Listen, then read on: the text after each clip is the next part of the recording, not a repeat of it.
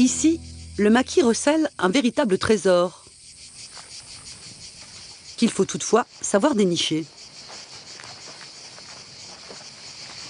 Ah mais il est là, l'Oriou. L'Oriou est le refuge des premiers habitants de Corse. Son origine remonte à la préhistoire. L'Oriou, d'abord, vous voyez qu'il est construit sous une grotte, donc on utilise la grotte naturelle. Donc l'homme s'est servi de cette cavité pour construire ses murs et murer la grotte. Ajouré par une porte ou une fenêtre, l'Oriou a tenu lieu de refuge pour les bergers, de silos à grains et même de sépultures. Qu'ils avaient muré pour pas que les animaux rentrent. On s'aperçoit ici que la taphonisation, donc l'érosion de la roche, ça continue. On voit que si on touche, ça s'effrite. Donc là, ça va aller moins vite maintenant parce que c'est muré. Mais on voit bien ici, vraiment, il y a des fissures. Ça continue, donc si c'était ouvert, ça s'agrandirait régulièrement. L'Oriou naît d'un phénomène géologique spécifique à la Corse, les taphonies.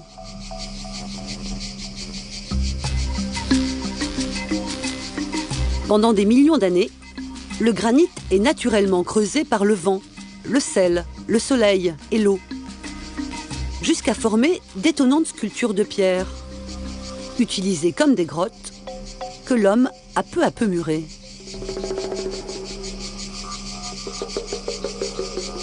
Denise et son association ont répertorié une quarantaine d'oris disséminés dans le maquis. Tu as vu comme c'est muré là-bas aussi derrière? Et là, il y a encore de la paille et tout ça là.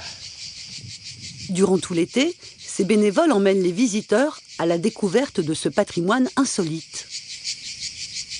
Quand on arrive, d'ailleurs les enfants, surtout les enfants, ils disent « Oh, c'est la maison de Schtroumpf ». Et ça, c'est fabuleux. Seule condition soumise à ces visites, l'emplacement des oris doit rester secret. C'est pour éviter qu'ils viennent seuls, pour pas qu'ils dégradent le site, les sites. Donc, dans la mesure du possible, on éteint les GPS. Les portables aussi, comme ça, on profite de la nature et du patrimoine. Le clou de la visite, c'est l'Oriou de Grossetou, le plus monumental. 35 mètres de long, 15 mètres de haut et une vue imprenable sur la vallée. C'est spacieux.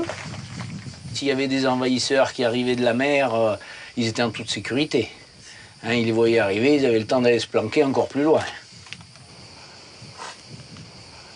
Ça a servi d'abri pour les hommes, ça a servi d'abri pour les animaux, ça a servi de sépulture. Après, il y a des histoires aussi, des histoires de bandits, des histoires durant la guerre où quand même on se réfugiait là.